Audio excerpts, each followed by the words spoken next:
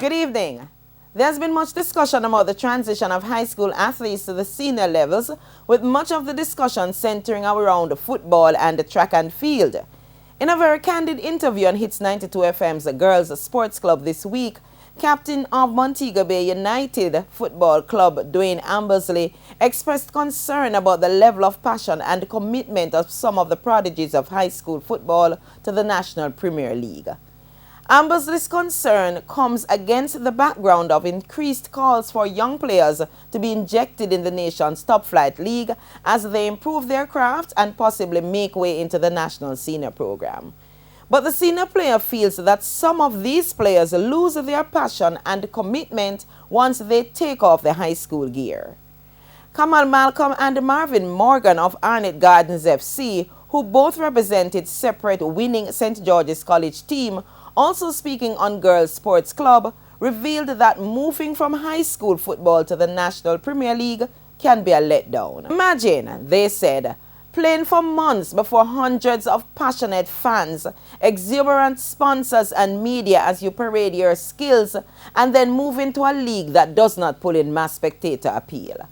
Malcolm and Morgan revealed that it was their desire to play for the national team that has kept them motivated. Obviously, there are various reasons why some young players do not reach the heights we expected them to based on the level of skill they displayed at the high school level.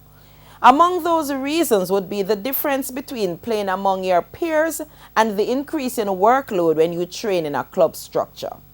The level of maturity required to mentally cope with being seen as a star and the next big thing is not easy for young shoulders. Popularity and the feeling that the world is your oyster has been known to cripple grown men. Added to that, the expectations of a family and a community, and imagine that could be very frightening for a young man. Even as we push for the inclusion of young players, which of course is good for the marketing and the development of the football product, we must ensure that perceived weaknesses in the Red Stripe Premier League, for instance, are addressed.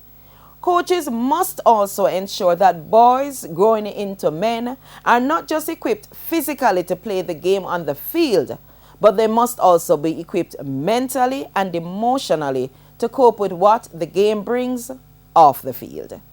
I'm Karen Madden. Good evening.